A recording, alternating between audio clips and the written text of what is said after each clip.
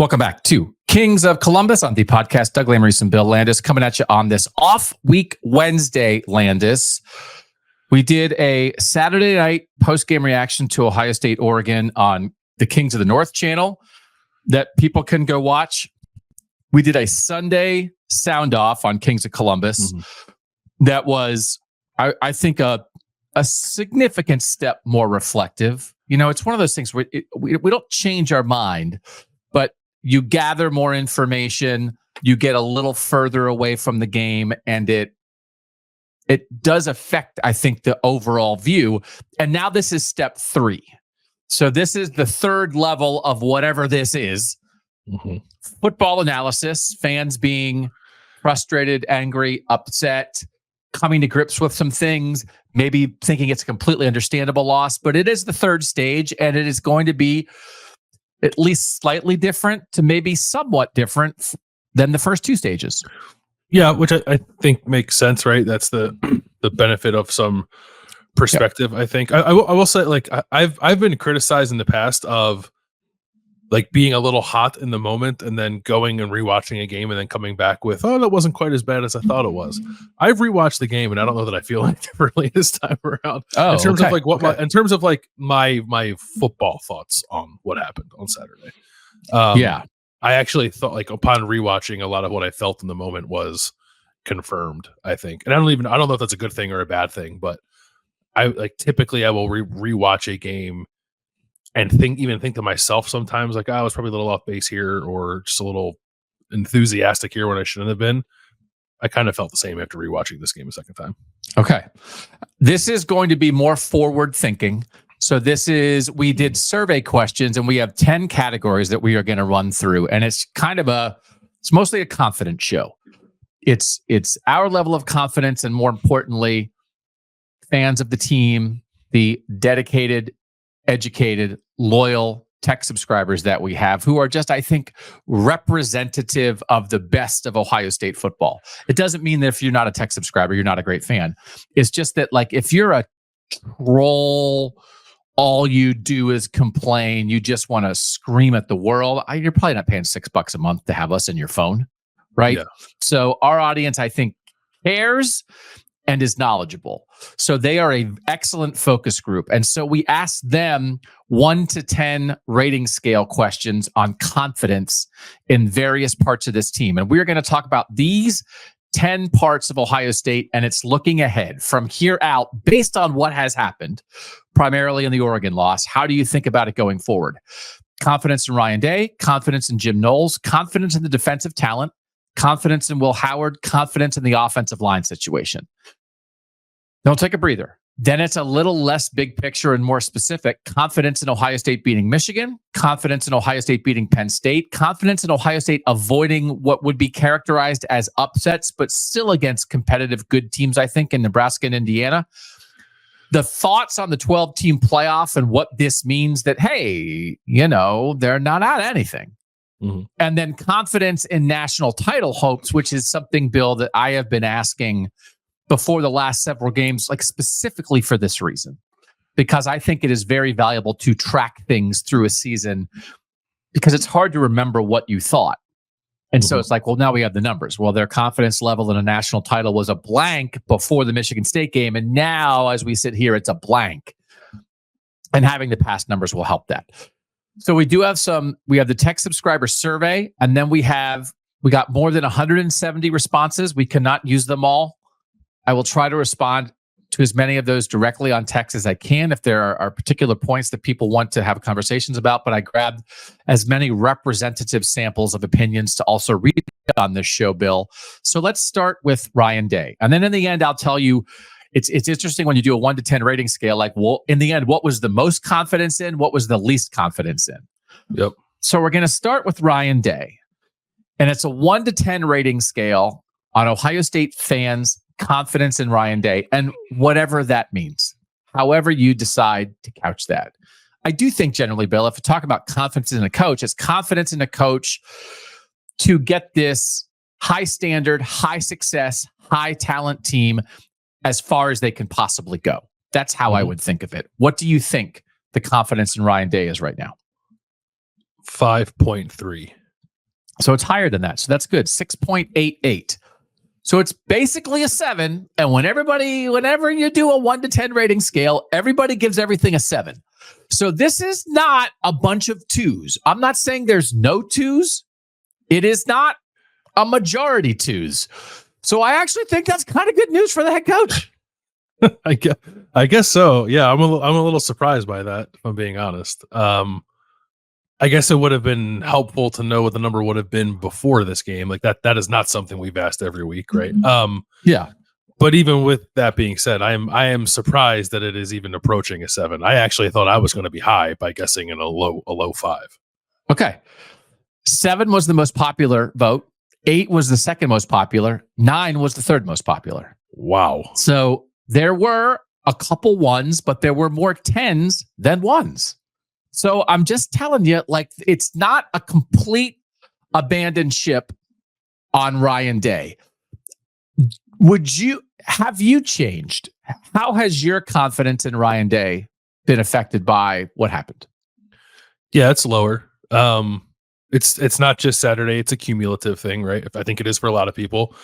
I don't know where I would have been. I probably would have been somewhere around an 8, maybe, that I thought he could lead Ohio State, and I'll just say to a national championship at some point in the next couple of years, or even this year. I'm probably closer to like a 6 now. I think I'm probably higher than I guessed. I guess a 5.3, but I'm not as high as the tech subscribers are. That's fascinating. They're that high. So it's 2 sides of the fence here on, is it nitpicking or is it justified criticism? Because I don't know that there's much disagreement on what is happening, right? It's just how you feel about it. We kind of know what the deal is. And I do think so. There's actually, I should have done this before. There's a couple things that I want to read off the top that are a little more general from some tech subscribers, and people put a lot of time and energy into this stuff. So I just do want to read a couple of these. This is Ben from Tennessee. The reaction to a 1-point loss on the road in an insane environment is so ridiculous. I realize this fan base isn't used to losing, but holy heck, the blowback on this team is crazy. Day is fine. Knowles needs to be able to make better adjustments. And the defense is still very elite. Oregon is also elite. That's what you got on Saturday. 2 powerhouses and one had to come out on top. I'm tired of people jumping ship and pointing fingers at everyone instead of just owning up to the loss. Was it preventable? Absolutely. Calls could have gone differently, and we hit that field goal, and now we're number 1. You know who I wouldn't want to be right now? Nebraska, because Ohio State's going to be exercising demons in that next game. So that is like, there is a portion, right, Bill? There are some people who are like, 1-point loss on the road, we're going a little nuts here. Why are we doing this? Then let's see what Dalton had to say. Feels like as a fan, I am in limbo right now, waiting to see if they will actually take that hard look at themselves and make changes. Go Bucks. Love what you guys do for the team of the North. I always like to include the thing when people say nice things about us, right? That's okay to say that, right? Yeah. Let's stop there. Do you think a hard look is being taken? Do you expect any changes in how Ohio State does business based off this? Yeah, I don't know. I don't know that there's, because I think in a vacuum, it's a 1-point loss on the road. Ohio State's still good is a reasonable reaction. But I don't think people are reacting to this in a vacuum. They're reacting to it in the context of 2-7, right? And even some of that, like, there's nuance to that. I understand that. I think Ohio State, the team, the program, the people in the Woody Hayes Athletic Center are reacting to it in the vacuum of, we lost by a point on the road to a really good team. Like how much of a hard reflection do we have to have on what we're doing and how we're going out about business? So, like, might Ohio State tweak a thing or two? Maybe. I don't even know if those will be noticeable if they did. I don't know that there's going to be like a wholesale change of anything after this game. Like, no, I don't think like a staff change or personnel changes or anything like that. No, I think they'll go back to the fundamental stuff like Ryan Day has been talking about this week on his radio hits that he's done. And that'll kind of be it. Like, I don't think there's going to be a super strong, tangible on-field reaction in terms of us seeing some different things to this game. There is one thing I don't love to tease, but I'm going to tease on this one. There is a thing that people are bringing up that I'm curious. I don't think it could change in season, but there's a particular thing that people are curious about. Okay. This is Will R. Learning and being motivated from losses. After every one of these matchup game losses, right? A close game loss.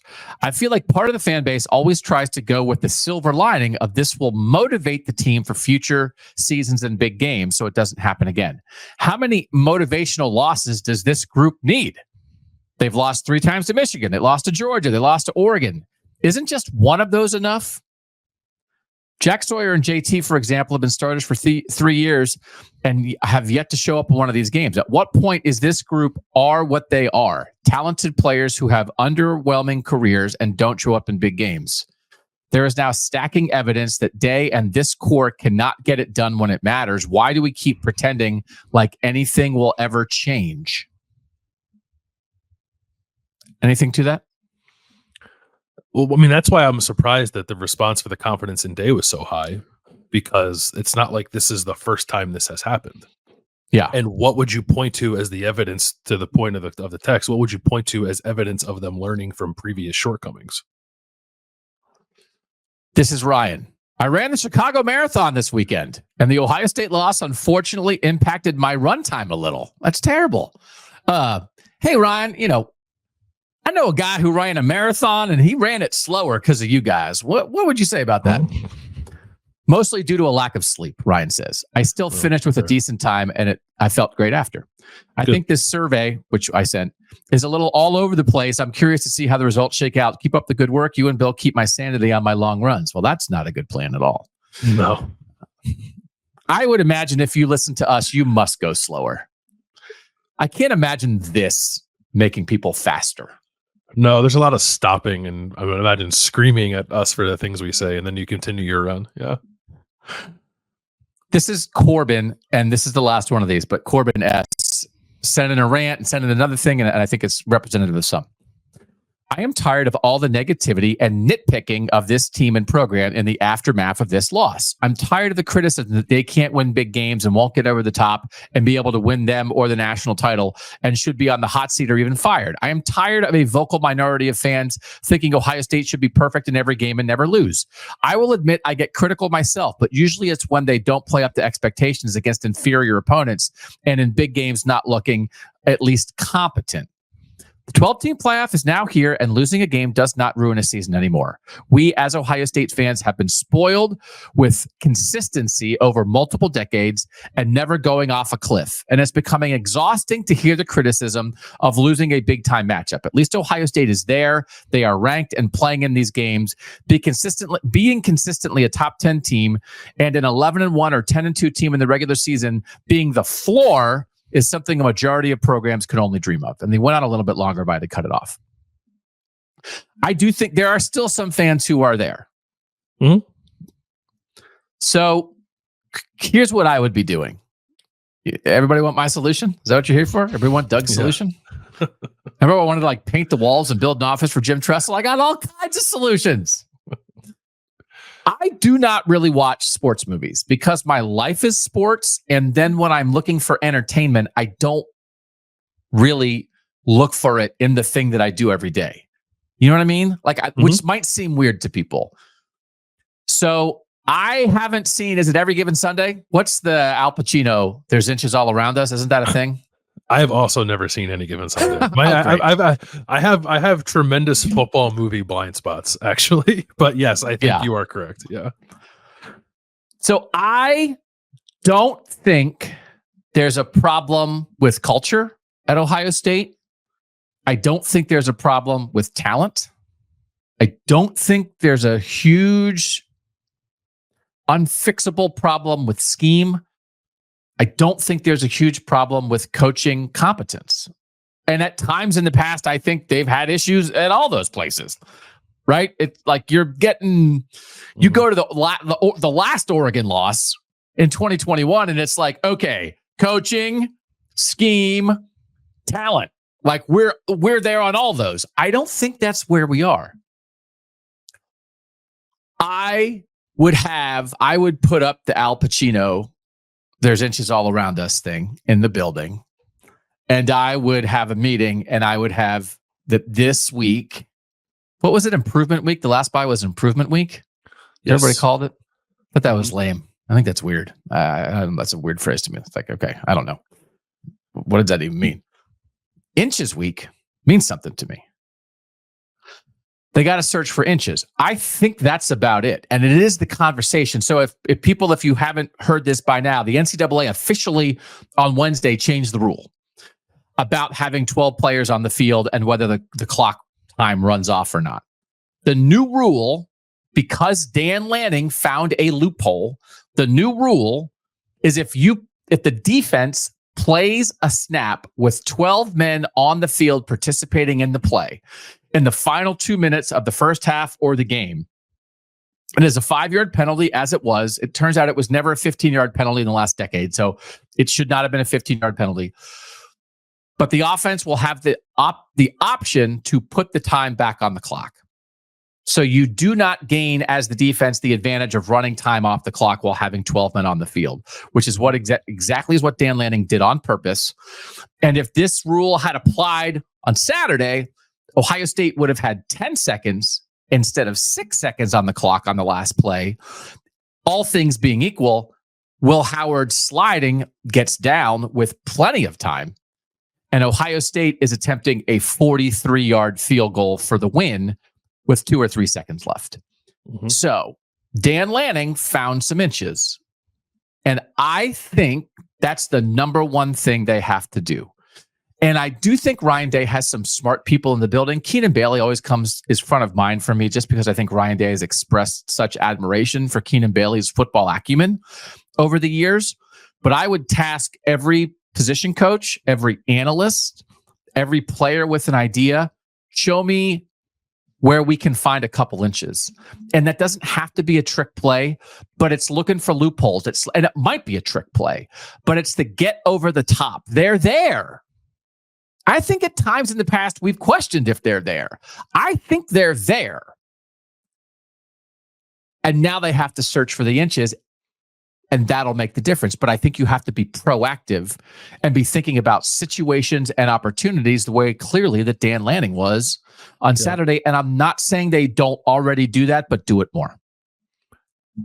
I guess I would just question their ability to do it, right? Because this Ryan Day talked about this in the offseason.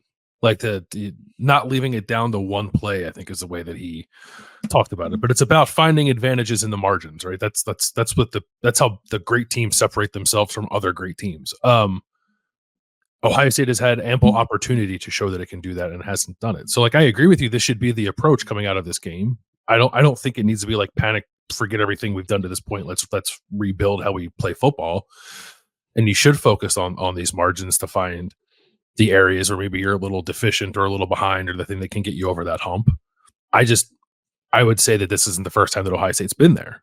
And I don't know that when previously in that position, it has done the things necessary to find those inches, right? Maybe that's me being hyper reactive, but I think yes, on the approach, I would think greatly question the ability to get it done. I mean, I do think in Day's tenure, right, they had to get like the cornerback talent back up to speed, and they had to replace Parker Fleming and Corey Dennis and like get those. Yeah, but it took 2 years. Coaching. I know, but like now, I feel like they've done that. Like that's the thing. It's like it's one of those things that if it's not inches, I don't know what else it is. But are they? No, I think it is inches. I think you're right that it is inches. I definitely agree with that. Can you find them? I think is the question. I just don't know if they've looked for them the same way. I think it could be a line in the same. The 12 men on the field thing is such an example of it. It's such a perfect example because it's not even a trick play, but it's situational. It's all about coaching. It's not on the players at all. It's that kind of thing. And it's not necessarily scouring the rule book for loopholes, but it also maybe is not scouring the rule book for loopholes. And just making, like because the idea of, and that was Ryan Day's main thing in the post-game news conference was it shouldn't come down to one play. We can't allow it to. Well, what if it does? Mm-hmm. If it does, which it often does against a great team, like what is your thing? Like what is the moment? What's the thing you have in your back pocket that you've had in your back pocket for years and you've never pulled out because you've never needed it, but now you need it? And it is easier said than done for sure. Yeah. Except Oregon just might have won the game by doing exactly that. I agree with you. I guess I am. I don't know the right way to say this, but I think I'm slightly worried on behalf of Ohio State fans that the reaction to this rule being changed in the aftermath of the Ohio State loss to Oregon will be, well, we just got screwed. We don't have to change anything. Instead of, why don't we go find that edge, right? The hyper focus on that 1 inch that didn't go Ohio State's way instead of looking at the 10 other marginal moments that could have gone Ohio State's way and didn't, that also could have flipped that game, right? Yeah. That's what worries me, because I feel like some of the times Ryan Day has talked about these games in the aftermath, it has been hyper focused on one element that I think has distracted him from other areas where Ohio State could actually get better. Yeah. Or find the little, not even get better, but just like find the kind of the stuff we're talking about. It's so interesting because it's like, is Connor Stallions an inch? Was that a search for inches by Jim Harbaugh? Feet, maybe, but I mean, an edge, no doubt, an edge. Yes. So it's like the search, like it's certainly in the margins. It's not within the 53-yard field of play, right? 120 by 53. Like that's not what it was. So we have like two examples now, one that was against the rules and one that was a loophole of the rules. And I am not at all comparing the two because Dan Lanning did not break a rule and Oregon did not break a rule. So we have, and I'm not suggesting Ohio State break rules, but we're just we're having a margins discussion. And I do feel like, but I even go back to like I'm sorry to cut you off, but like, no, go. You're right. Yeah. You're right. But I even go back to the 2019 game, right? The Clemson loss. I feel like all Ohio State ever talks about in regard to that game is, oh, we got screwed on that was it Jordan Fuller? Or Jeff Okudah play, or that Sean Wade targeting, and not the fact that it should have scored 3 touchdowns on its first 3 possessions, and it didn't because it had it stepped on its own foot in the end zone or red zone 3 times. Right. Like that's the kind of stuff that it's not. I get that those are like bright shining lights, like look at this thing that happened, and yes, maybe you did get screwed on a call or two, but it should not distract you from the things that are actually within your control. And I think oftentimes that happens to this team. It has to be a conversation not about the inches that you lost, but the inches that you must grab. I mean, I completely agree with that idea, and I agree with the conversation. I think you're right. But what were any of the plays in the red zone where Ohio State did something that was like, oh my God, what a play there? Instead, it's like, oh, we threw, J.K. Dobbins was open in the flat and dropped the pass. Mm-hmm. And it's like, it's always, I think all this stuff with Ohio State is them just, and I don't mean to make it only a conversation about, a double reverse touchdown pass kind of thing, except you do see other teams do this. No, I think that's a huge part of it. Yeah. So I feel like almost all the conversations with Ohio State in these close games is them not executing the thing that they think they have the talent to do, whether it's short yardage or getting beat on explosive plays on defense or whatever those things, or the things that happened to them that they couldn't control. The penalties against Clemson, Marvin Harrison Jr., and the targeting call that was not called, and then he's hurt, and Cade Stover getting hurt in the Georgia game, all those things, right? But where are the moments? But given all of that, like find where are the moments where they stole something, as you said, where they took a possession, where they did something extra that you weren't expecting. And I think it's a little bit of a mindset. And this is now, I'm repeating what I said before. I think Ryan Day believes so much in his team and believes so much in his team's talent and their ability as coaches that maybe you aren't looking for inches, because it's like, well, that's not really what it's about. But I think they are good enough and they have enough evidence that it is what it's about. That's an NFL mindset, is it not? Like, we are who we are. We're going to do our stuff. But Yes. but it's also, isn't that why like Dan Campbell stands out so much? Yes. Yeah. Yeah. And also Sean Payton onside kick to open the second half of a Super Bowl, right? I mean, so like there are times you can find the times and sometimes, but you can't be afraid of it going wrong. Exactly. But at this point, you've lost enough of these close games that like, okay, what do you have to lose? I do think that should be, if it's a mindset adjustment, I think it feels odd to belabor this point. But there's a part of me that thinks it's the only point because everything else is like the football's good enough. The football's good enough. We're going to do all this other stuff. The football's good enough. Are their players good enough? They are. Are their coaches good enough? They are. Do they have the opportunity? They do. Have they won enough of them? No. So what is it? So we're spending an hour on an inch because the miles and hours and years of work are in the barn, brother. It's taken care of. They've come so far and done. It's a marathon. We just talked about a marathon. But this is like a marathon coming down to who leans harder at the line. Yeah. The 100-yard dash in the Olympics came down to who leaned better. That's years of training. Who leaned better? I don't think Ohio State's leaning as hard as some other teams lean in these moments. That's the podcast. Can you imagine? I mean, honestly, we felt like we could stop. We won't, but we could. I can't imagine being part of a 26-minute podcast. I watched there's another Ohio State out that was like wrapping up the Ohio State-Oregon game. Their podcast was in my feed. It was like 29 minutes. It was the only podcast I did after the game. I was like, 29 minutes? That is literally one thought for me, for us. Do people want us to stop? If you want us to stop, pretend we stopped. I listened to a really smart 26 minutes from Doug and Bill about inches, and then I went about my life. Here comes another 80 of nonsense. Plus, we're doing Whatcha at the end of this. We got to stick around and see what kind of frozen pizza Bill ate this week. What are you talking about? We're not done yet. We're talking about cake this week. Okay. I will say, I just want to. So we already did the Kings of the North on Wednesday, and we normally do Whatcha on Kings of the North. My daughter is studying abroad in France this year. And when the show ended, she texted me and said, "Where's Whatcha Watching, Whatcha Eating, Whatcha Thinking?" Because she was watching it at night, eating dinner in Paris, wanting to know what streaming service Bill Landis was using this week. She was disappointed that she didn't get to find out. Sorry.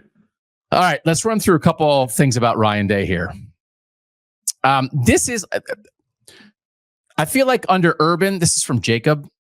Ohio State was great at game-changing special teams plays. Maybe that's just nostalgia. But he's kind of looking, his point is like, where are those on special teams this year? And it's like, they got rid of Parker Fleming. Ryan Day's more involved in special teams. I think like the getting rid of Parker Fleming was just raising the level of competence. But this would be one of those where like, if Ryan Day was sitting in his office for 9 hours coming up with a trick play on special teams, I'm not against it. Is this I think it's a reasonable thing to bring up. No, I think so too. I thought the changes that were made that put Ryan Day a little more kind of like at the top of the special teams pyramid of influence, I guess, would have led to some trickeration on special teams, right? Yeah. There's a balance to it, right? You're not going to show up and do it every week. But aside from I'm probably forgetting things because I'm getting old and my memory's terrible. But like I remember in 2019 when they kicked the onside kick against Maryland, when they were already kicking Maryland's butt. But right. Aside from that, like when has he ever like called like I guess an aggressive special teams play that has worked? He had fake punts on against Michigan and Georgia. I guess that didn't work. But yeah, I thought that would be in the back pocket, especially for this game, given that Day was a little more hands on with special teams. And we've watched enough of other teams this year that there are teams blocking field goals. There are teams blocking punts. And every time the coach is like, we saw something on film. We saw something on film. And it's like, okay, it's there to be seen. Oregon is a very solid, well-coached team. So maybe there wasn't anything there, but there are special teams units like finding the inches on special teams. So continue that search. Didn't they run a fake punt in the Big Ten championship in 2019 too? Didn't Drew Crispin throw a pass to like I think that's right. record or something like that against Wisconsin? Yeah. Yeah, that sounds right. So, I mean, that it's there. Like, Let it rip. Justin from Salina. I understand that when two teams are good, one of them will lose. Knowing that fact, I'd expect Ohio State to be around 500 in top 5 matchups. This 2-7 record is absolutely ridiculous. You get top 5 recruiting classes every year, and there is always some excuse, i.e. play calling, or you can't focus on the defense because of the quarterbacks. After this loss, I'm really questioning if Ryan Day is the guy to lead this team to the promised land. So that's like a kind of a mind changer on Day. This is Brian W. He often preaches the importance of a run game, yet when it matters most against Georgia, or Oregon, he abandoned it when he could have used it to get a few more yards for the field goal try. In both instances, he had timeouts and Travion Henderson. What do you think? Would you have run it there? Like, should they have run it more at the end, especially? And do you think, we talked about this before, but do you think they aren't leaning enough into the run? Yeah, I don't know. That's maybe one thing that I've rethought a little bit. Against Georgia on the last drive, wasn't it a criticism that they did run the ball? Like, didn't they run it? Like, it went nowhere? Yeah. I can't remember. Yeah. I can't remember. I felt like first blush they got away from the run a little bit, but then you dig into the numbers, what they have 19 rushing yards in the second half. Yeah.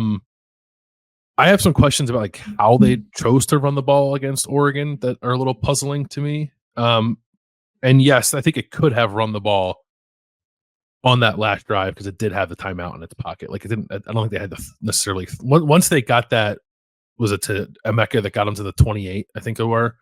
Yeah. I think there was maybe an opportunity to run it and play for a more favorable field goal. Yeah. Okay. All right. This is Evan in Chicago. Always good. Coming into the season, I predicted we'd go 11-1 and lose to Oregon. So why do I feel so sour about this loss? It's because we keep losing the same darn way every single time. I've staunchly defended Day because we kept losing these games by the narrowest of margins. Are we really so fickle that the difference between one field goal or one targeting call could decide a coach's fate? Now I'm beginning to think that the difference between a good and great coach is their ability to close those small margins and get you over the hump in talent-equated games. Day is simply not doing that. Evan in Chicago. I think that's kind of what you're saying, and that's, I think, where more people are creeping towards. Yeah, I think it's the right conversation, more so than like the talent's not good enough or like the schemes aren't good enough or whatever. I think it is a question about what we just spent spent 20 minutes on the inches. So yeah, I don't. It feels like maybe more people are there. I think there are still a lot of people that back Ryan Day, clearly by the results of this. Yes, the text results, but I think there are maybe an increasing number of them who might have been of the mindset of like, well, it was a bad call that went this way, a bad call that went that way. And it's like, well, no. Eventually, you got to start like making your own luck or whatever, however we want to put it, right? And Ohio State's not doing it. Matthew K. Same song and dance with Ryan Day in a crucial big game. Did nothing extra to try and win and was outcoached by someone thought to be an equal or not quite to his level. We've seen some improvement in his aggressiveness, but the issues that plagued the 2020 team, the 2021 team, and the 2022 team, and to some extent the 2023 team, were on display against Oregon. No real juice on the field, abandoning offensive strengths for unknown reasons, defensive gaffes with very tardy adjustments, and a coach paralyzed by the moment. Another 1-score loss. So again, that's, to me, it's like I don't think across the board it was like they weren't ready to play. They screwed up a million things, but no, I don't think that either. Yeah. Austin M. I'm disheartened by the amount of people who have turned against Ryan Day. Sure, he is 2-7 in games with top 5 opponents. Also, keep in mind one of those games was Michigan when they were cheating. So if you negate that, it's really 2-6, and actually it might be more of those for Michigan. 2 of those were extremely close losses to the national champion Georgia, basically their home site, and Oregon at home. And he is an excellent coach, a great recruiter, and he will get this team where they want to go. There's still a lot of season left, and I have faith in our ability to accomplish this goal. So, right, I am not hot. Like, I think either of those views that we just read are very valid with Ryan Day right now. Yeah. So, yeah. And they are not that far off. Like, good. I think the basic thing with Day is good. Is it good enough? And it's just a matter of where you are on that meter of, because it hasn't been yet. It's sort of indisputable. Mm-hmm. Will it be, or is there enough evidence that it won't be? That's almost the only conversation with him at this point, I think. Right. And there's no, that's all like shades of gray a little bit to me, right? There's no, yes. You think you think there's no way it could ever possibly get over the hump. It's like, well, okay, like if that's what you think, like there's evidence to support you, and I can't really offer anything that says no, you're wrong about that. Like it's just a matter of your tolerance to let a head coach kind of work his way through those things. And like I know people like throw out the Kirby Smart thing and compare their resumes. I actually think that's a bit of a lazy comparison because I don't know that they're apples to apples. But I think that's the kind of idea that people are still holding on to, right? The people who are 7, 8s, and 9s in responses to this are 6 years, give him a little more time, he'll break through kind of thing. Yeah. Which is one, like I appreciate that perspective, but I also appreciate it's been 6 years. Why haven't we broken through yet? Yes. Too, right? And it's just everybody's tolerance for, because we had a conversation about it at 4 years and we had it at 5 years. Mm-hmm. Now we're having it at 6 years. Well, is it 7? Is it 8? Is it 9? Like at some point, everybody like reaches a breaking point at a different time. Right. So it's just, does something change? And mostly it's just results, but there are things you can do to affect results. Do the results change before your breaking point? So what fans think really matters, but what really matters is what Ross Bjork and Ted Carter and the board of trustees and the donors and boosters at Ohio State think, and where's their breaking point? And we don't know that. They're not going to reveal that to us. Right. Bill P. I was at the game and spent Sunday wondering why Ryan Day can't seem to get over the hump. Is he too normal? Just unlucky? Things always seem to break Tressel's way. What was he doing differently? But the answer is really just dumb luck.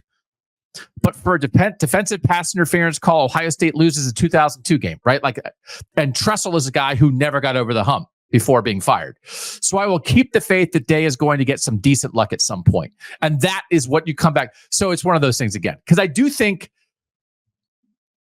what if Marvin Harrison Jr. didn't get hurt? What if they didn't call a push off on Jeremiah Smith is also a reasonable evaluation of some of this stuff. It's not unreasonable. You're right. Like I totally get why your mind might go there first. Cause like I said, those are the things that are sort of the most tangible breaks to grab a hold of. Right. And maybe you don't think about like, well, if he would have just blocked this run better on this one particular play and extended the drive, who knows what would have happened on that drive. Like I get that. Yeah. This is Kevin. I know it's dramatic, but the Oregon loss took me from around a 7 on Day to a 3. Almost all previous losses were frustrating, but felt understandable. In 20 and 21, we could see the relative lack of talent and coaching on defense. Georgia was an even more talented team, and we took them to the wire, Connor Stallions, etc. This is the most talented and balanced team since 2020, particularly on defense. From a recruiting rating standpoint, Oregon is also talented, but not on the same level as Ohio State. It still seems like we are doing less with more talent. Not sure if it's more of a question of development or scheme. The in-game coaching decisions are also baffling for a 6th-year coach and 2 coordinators who have been around forever. And then this is one, and when you just said the thing about Kirby Smart, I was like, oh, we got one on that. This is Bryce. I want to speak specifically to the comparison some fans and media make between the start of Day's tenure and the start of Kirby Smart's tenure at Georgia. In my mind, those comparisons shouldn't even be made. Kirby took over a team that had gone 8-5, 10-3, and 10-3 in the 3 years prior to him taking over, and had to consistently go against the GOAT of college football in Nick Saban. Day, on the other hand, had inherited one of the best rosters in the history of the program, although he obviously gets massive credit for landing Justin Fields. And his main in-conference competition was Michigan, who at the time was on a 7-game losing streak, and James Franklin. I do not see how the Day-Kirby comparisons can be made. Is that what you meant? Yeah, I don't think they're even.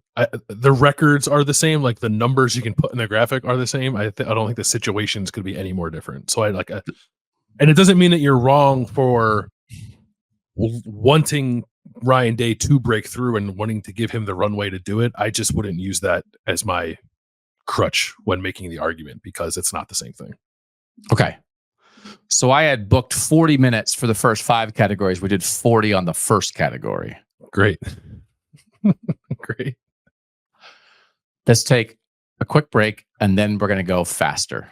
But okay. You've heard me promise that before. Strap in. Run a marathon. That would be my goal. Like let's find the fastest marathon runner who listens to Kings of Columbus, get their time, and then do a show to match their time so that they can run a whole marathon while we talk. What's a good marathon time? Like maybe for like a regular person, like 3 hours, maybe? Yeah, I don't know. I can do 3 hours. Yeah. We can do 3 hours. No problem.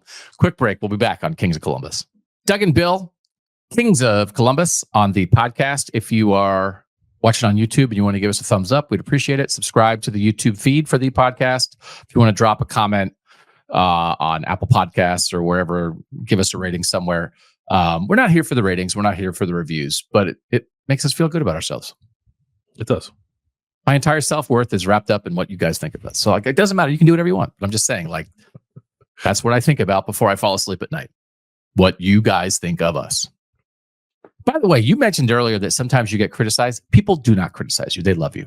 Do people seriously criticize you? And I'm not saying it's unjustified. You're lovable. They love Bill Landis. I appreciate that. No, I get it. And when that happens, I feel like it's usually deserved. I like to check myself every now and then. We all like to check ourselves. Let's check Jim Knowles. He's a 5.46. I didn't even make you guess. Confidence in Jim Knowles is a 5.46. Again, by comparison, Ryan Day was a 6.88. I'm going to run through a couple Knowles things really quick, and then I want your Knowles thoughts especially. Okay. Christian R. The only reason I put 1 for confidence in Jim Knowles is because there was no 0. Okay. Spicy. Sometimes we like it spicy here on Kings of Columbus. Eric, my confidence in Jim Knowles remains high, but at some point there needs to be a solution to the Cold War between he and Larry Johnson. Knowles cannot run his scheme to the fullest if it appears with 4 down linemen on the field, and the 4 down linemen Larry is putting out there are not doing nearly enough to get to the quarterback and affect games. So let's keep that energy for a second. Jim Knowles, this is from Seth in Denver. Jim Knowles equals the James Franklin of defensive coordinators. And from an Ohio State fan, that is not a compliment. Gents, I came away from that game pretty pleased after time to think on it. What I am not happy with is Jim Knowles and looking that it's like he is always searching for something in big games and fumbles the bowl of chili like Kevin in The Office. I have arrived at the theory that Jim Knowles just might be the James Franklin of defensive coordinators. Great product that does what it should against those out of its class. And in the big moments, you walk away scratching your head saying, what was that? So that's a Kevin from The Office and a James Franklin in the same Knowles thing. This is Craig from Dayton. I have heard that Ohio State does not do live tackling in practice to avoid injury. This seems like it could be a contributor to the subpar tackling. What do you think? Also, is this pretty standard among other teams across the country? Also, the South can cram it. So that's the one thing to remember. Always the South can cram it. What's their tackling deal? Do you know? Yeah, I don't know like specifically how teams handle tackling. I know that both in college and the NFL, there is not a ton of live tackling during the week. Okay. This is a side comment, but it matters to the thing I want to talk about. Adam F. Extra survey question. Confidence in Larry Johnson. 1 is low, 10 is high. I'm a -2. So that is a thing that multiple people expressed frustration and concern with going forward, is this Jim Knowles, Larry Johnson disconnect for how they want to scheme it up defensively. This is a thing I mentioned at the beginning of the show that I was like, I don't think it's something that's going to change in the middle of the season, but it feels like a steady drumbeat of this getting louder and louder. How big of a deal do you think this is? I actually don't know like how to quantify that. We've asked about it, right? Like I've asked Jim Knowles in the past, like, hey, you like want to do all these things, but you're constantly have to do it out of a 4 down. Like, what's up with that? Do you think that hinders you anyway? And he's like, no, we're fine. If if we do anything, we're going to put more defensive linemen on the field, like kind of stuff. Like, yeah. And that's just his answer in a press conference. Larry Johnson in the past, right? We've asked him about the jack position, and he's been like totally dismissive of the idea. That's not, I don't handle that kind of stuff, right? So I think that there is clearly a philosophical disconnect between how Jim Knowles at least had previously called defenses prior to coming to Ohio State, and how Larry Johnson at this stage of his career anyway would prefer to do things based off the players that he has on the roster. How much of a back and forth there has actually been, how much influence one has over the other, I'm not entirely sure. Like, and is Ohio State going to air that laundry in a press conference? I think probably not, but I do think there is something to get to there, right? That is. Do you think it's hurting the defense? Yeah, I do. So what's the solution? What's the solution if it's not maximizing the defense? I think is to let Jim Knowles do what he wants. Is the only way to do that to have Larry Johnson not be the defensive line coach anymore? I mean, I would think so. Yeah, but I don't. That's not going to change. Like not this year. Not in the middle of the year. No, not in the middle of the year. Yeah. No. So, and it's not a guaranteed fix, right? But I think it is not. It's just if you watch what Jim Knowles did to get himself the Ohio State job, and then what he is doing now, it is not the same thing. And Correct. like on one hand, yes, you lean into the strengths of whatever your personnel is, right? That's what every good coach does. But I do think there are probably things that Jim Knowles would like to do to combat some of the ways that teams have attacked Ohio State, particularly in big games, or to create some of the splash plays we've talked about that they're lacking in these big games that are difficult to do when you constantly have to have 4 defensive line bodies on the field. Yeah. And it's not like there are plenty of defenses that are effective playing 4 down linemen, playing 4-3s. Like there are a lot of ways to get after that. It's just that that's not really the world that Jim Knowles has lived in for a while. So I think there's something there. Yes. I think maybe the one we have not asked Ryan Day about it to my recollection. So, and I don't know the proper framing of that to like get a satisfactory answer.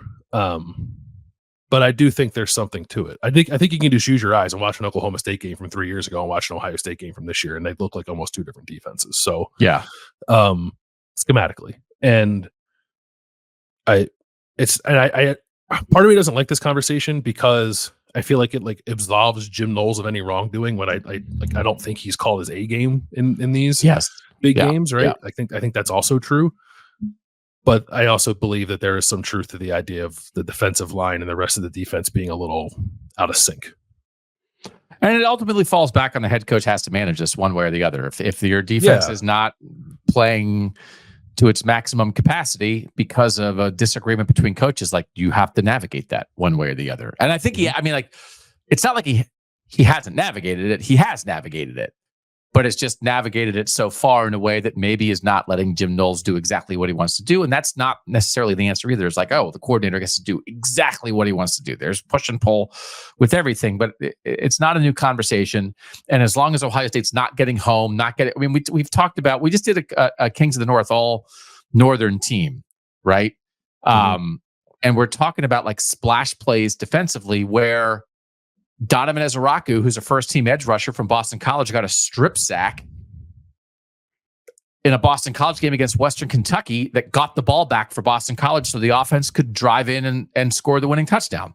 Ja Joyner did the same thing for Minnesota against USC, got a strip sack that got the ball back for Minnesota to have a chance to win that game. And that's not happening with Ohio State. Right? And so the main thing I want to talk about is something that you sent out to the texters during the course of this week, but we have not talked about on Kings of Columbus. And is it a fourth quarter stat in big games? Explain this. Yeah. So it was going around. Someone made a graphic. And it included the bowl game against Missouri. I didn't include that because that game was weird and the defense was awesome for like 98% of it. Yeah. So it was the 2 Michigan games that Jim Knowles has coached, the Georgia game, and then this most recent game against Oregon. So those top 5 matchups. I guess I didn't include the Notre Dame game to start the 2022 season, but those 4 games, drives that ended in the fourth quarter, Ohio State has not forced a punt. It's been, and I don't think I think it's going to stop on one of them. So they've all ended in points, touchdowns or field goals. The only one that didn't end in points, I believe, was Michigan missing a 57-yard field goal in 2022. Otherwise, all those drives from the opponent have ended in points. Meanwhile, the Ohio State offense has been stopped a ton in the fourth quarter. I'm going to pull it up now. I believe it is that the opponent has had 11 possessions in those 4 games that ended in the fourth quarter and scored on all but one of them. And Ohio State has had the same number of possessions and has scored 1 touchdown. Okay. I think that's what it is. I'm trying to pull it up to look at it. But so of all the stuff that so this is the third stage, since stages 1 and 2, when you sent out that text, that got my attention more than anything. And some of it is Ohio State was down in the Michigan game and trying to do some things defensively to make a splash play. And they gave up 2 70-yard touchdown runs to Donovan Edwards. And like, there is context that matters in some of this stuff. And yes, in the Georgia game, Marvin Harrison Jr. was hurt and Cade Stover was hurt, and they were trying to throw the ball to Xavier Johnson with the game on the line. And like, we understand all that context, but it's so stark. And the idea, like, you didn't get any stops. You never stop teams in the fourth quarter of close games. Yeah, is crazy to me. And that's the thing. Like, if you go to a coach's clinic and watch Jim Knowles give a presentation, the first slide is how good his defenses are at stop rate, which is just, do you give up points on drives or do you not? And every year his defense is awesome in that metric. I think they were number 1 going into the Oregon game. I would imagine it's still top 5. Max Olson at ESPN is usually one that puts that out. I don't know if he's put it out this week. But I think it is the number 1 stat that Jim Knowles cares about is stop rate. And in the fourth quarter of the 4 biggest games he's coached in, they are 1 for 11. Yeah. In stop rate. Yeah.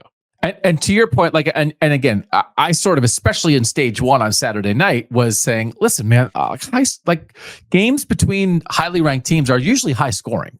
So to come in and be like, I can't believe the Ohio State defense gave up 32 to Oregon. It's like, well, all these games like this, none of these games are 2017 anymore. So to just look at the points and be like, I can't believe, it's like, that is not at all where my head was at.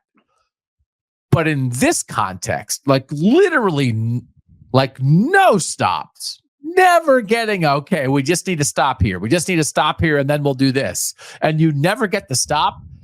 That made me reconsider. So that is, even with all the context, it made me reconsider. And that is an interesting, there's a way to phrase a question to Jim Knowles with his admiration for the stop rate statistic and the reality of this, that I would be, so the game's on the line and you're not getting any stops. I mean, it's just like, there's not any dispute there. So, I mean, I think that's like, it's just call it winning time, right? In winning time, Ohio State's defense doesn't stop anybody, and Ohio State's offense doesn't score touchdowns.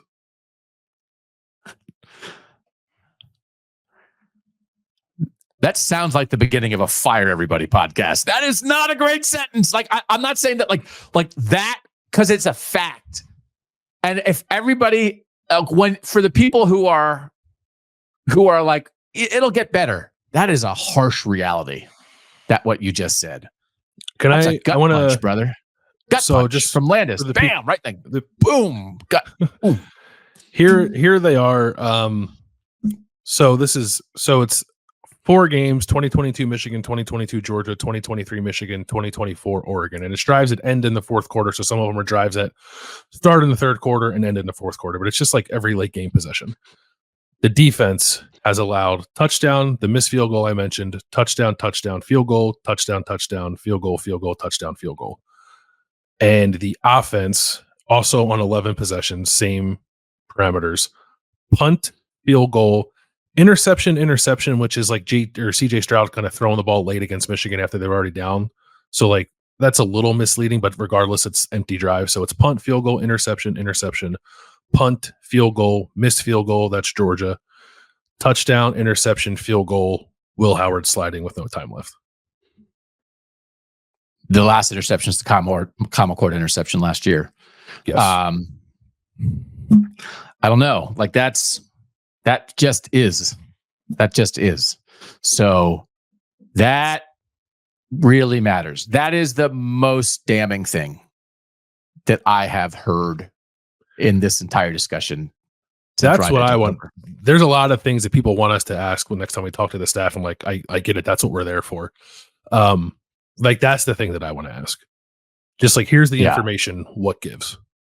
You have 1 touchdown. You've only stopped the opponent from scoring once. Why is this happening? Right. Yeah. Okay. That got real. That last mile. Oh my gosh. Somebody just ran a 17-minute mile. See, they were like, I think we're going to get it together eventually. I can't believe what? 11 touch scores? How many do we? Somebody's like lying in the gutter. Like, why is that person, that woman in a running suit is lying in the grass next to that grass mowing Roomba? You got grass mowing Roombas in your neighborhood? No, that's a thing. I got grass mowing Roombas all over the place up here. Absolutely freaks me out. Just like in the middle of the night, your Roomba's mowing your lawn. No, I don't live in that kind of neighborhood.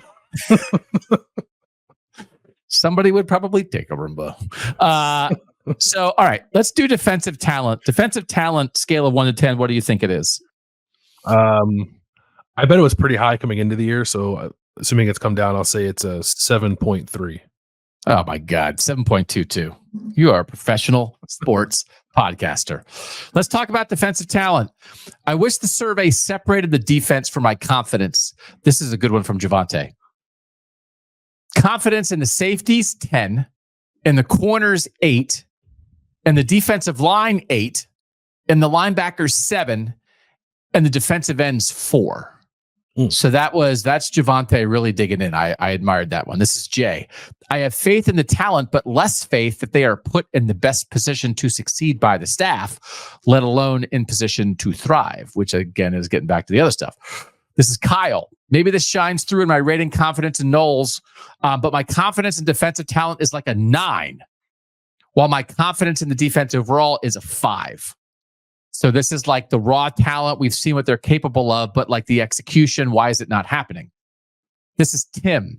For the first time, my confidence in Larry Johnson is wavering pretty large. Is Larry Johnson being too stubborn to the detriment of the team? Have JTT and Jack just not lived up to their recruiting ranking?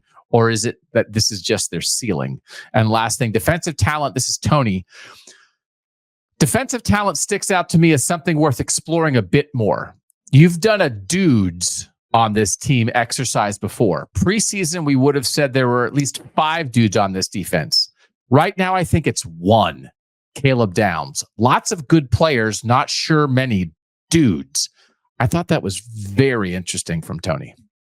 That's interesting. Yeah, it is interesting because I think he's right. I might say there are 2 and put Tyleik Williams in there. But I don't know that I'd go higher than 2. And I think before the year, listen, no one's going to call Denzel Burke a dude after he gives up 8 catches on 8 targets, right? I think he still might have dude in him, but I don't think he's at least temporarily lost the status. Yeah. So I think that's right. I would say 2, but it's definitely less than what anybody would have said coming into the year.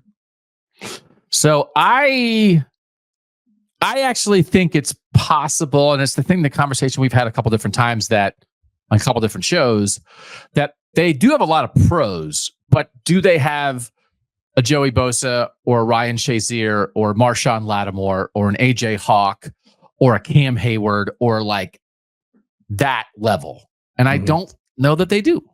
They don't have a ton of those guys. And then it gets down to like, well, would you rather have like 11 really good players, or would you rather have 8 okay players and 3 monsters? And then like that's an interesting conversation. Because I think Ohio State 1 through 11 has better defensive talent than Oregon. But I thought Derek Harmon and Jabbar Muhammad made more impact in that game defensively, maybe than anybody for Ohio State did. I would say Mateo Uiagalelei did too. So like that. So, okay. So like, what are we talking about? So who's going to make the play? We need a play. That's the kind of thing you're on the sideline in the 4th quarter, not getting another stop. And you have the defense gathered around. We got to make a play. Who's going to make a play? And I agree with what Tony said. Caleb Downs, okay. And then like I'm not sure. And this then all goes back to the Zach Harrison being an inch away from knocking the ball out of Stetson Bennett's hands in that Georgia game. And now what are we back to? God, now we're back. Guess what we're doing, Landis? We're looking for inches. I should have memorized it. That would be a thing that I would do on a show. Do a bad Al Pacino impression that nobody wants to hear. Inches are all around us. Sometimes when I yell, I think my mic cuts out. So I need a better mic for that because I'm going to yell. It does. Maybe that's saving people. Actually, I'm like, hey, my mic cuts out every time I yell. And the mic manufacturer is like, yeah. The robotic your microphone. I think we're going to not subject people to this. Your mic cuts out. Exactly. It's not a bug. Okay, that so defensive talent was okay. This was an interesting one. Your guy, Will Howard. Mm-hmm. This is Charles P. I have plenty of negative thoughts about the defense, Jim Knowles and Ryan Day overall, but I want to say that after reflecting for a few days, I think Howard is a baller. I was ticked about the slide, but that was just a miscalculation on his part. He made some really nice plays on the move against Oregon that McCord never would have made, and frankly, Stroud wouldn't have made either. I think Howard is ready to let it rip like we haven't seen in a long time. He's not a number one pick, but he's got juice and weapons, and he has no choice but to start playmaking more given the offensive line situation. I'm really excited to see him turn it up in the second half of the year. Will Howard, what do you think the rating was 1 to 10 in confidence in Will Howard? 8.4. Look at you, 8.25. So super high. So Ryan Day, 6.8. Jim Knowles, 5.5. Defensive talent, 7.2. The quarterback is 8.3. Pretty good. I guess I wasn't surprised by it because we did talk about him. I mean, he made a bunch of throws. Mm-hmm. He wasn't like a huge factor in the run game, but he fought. And really, right, if he has 10 seconds instead of 6, it's the same play. He's just trying to make a play. He wasn't scared. He didn't like the thing at the end wasn't he didn't shrink in the moment. And I don't think he panicked. I think he was making decisions and he made a decision and he ran 2 yards too far. So do you think 8.25 for Will Howard is appropriate? I do. I came out of that game feeling really good about him. So I would be in agreement with anybody who was that high. I just, like I said, I think I said it on Saturday or maybe Sunday. I can't remember, but like fair questions I think about Will Howard and his ability to handle that kind of moment, to perform the way an Ohio State quarterback should perform in a game like that. And I think he more often than not answered that question like with a yes. So I found it pretty encouraging. Even like the ball where he underthrew Jeremiah Smith on the deep ball, like when it happened, I was like, oh boy, he underthrew another deep ball. And then you watch it back, it's like he got hit. Like he couldn't really step in the throw, and he still made the play, right? So I would like to see him run more. But I actually think that's part of the confidence is that like you believe that he will because he has done it in the past, right? It's not like his lack of rushing against Oregon was not out of unwillingness to do so. Like that'll be part of his game, especially with the offensive line situation, which I know we're going to talk about. I think we'll see even more of that. That's the toughest environment he or any Buckeye will play in this year because the Penn State game is not going to be at night. Mm-hmm. And everything else that matters is going to be at home or on a neutral field. So that was the most difficult, I think, situation he will face. First time for him as a Buckeye in the toughest environment.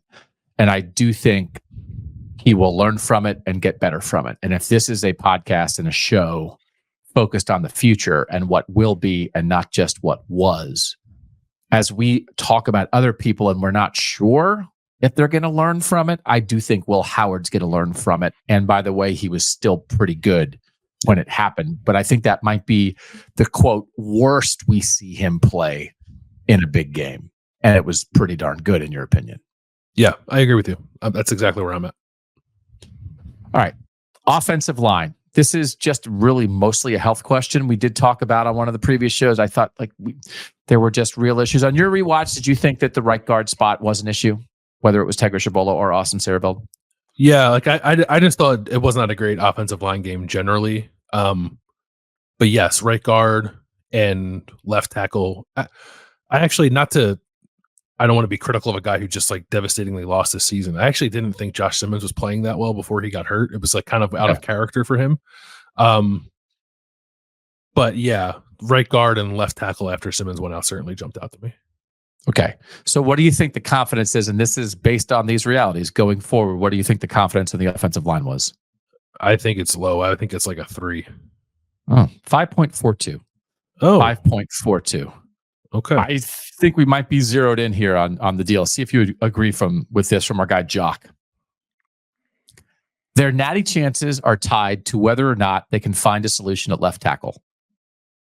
I answered the survey with the idea that they will, but the season pretty much hinges on it. If whatever they do isn't good enough, it really doesn't matter how good the rest of the team is. If they can't run the ball effectively or pass protect, game over. Is that too far? No, I think that's kind of where I am with that position. I don't like the football of it from Saturday. I kind of think Ohio State's like right there, right? but now this is a major issue that could hold them back. Yeah. If this was the NFL, they'd be making a trade for a tackle. Yes. It's a great way to say it. Yeah. Yeah. So there's not automatically. And again, this is where they've done it to themselves. And now we're back to Justin Fry recruiting, especially tackle recruiting. Again, imagine the world. Imagine the world where your starting left tackle gets hurt and it's like, what are you going to do at left tackle now? And Ohio State says, well, we're going to have to play freshman Paris Johnson at left tackle. Mm-hmm. And you'd be like, oh, okay, do that. I actually think that'll be fine. Like that's where they were one time. Yep. And what if they were saying it now and it's like, what are you going to do? You got to tackle her. It's like, well, actually, we have 4 tackles on our offensive line because we're playing Paris Johnson and Thayer Munford at guard. So we're just going to slide one of those to left tackle and like, it'll be great. That's not where they are. What's your official Bill Landis offensive line guru prediction for who the starting left tackle will be for Ohio State when they play Nebraska?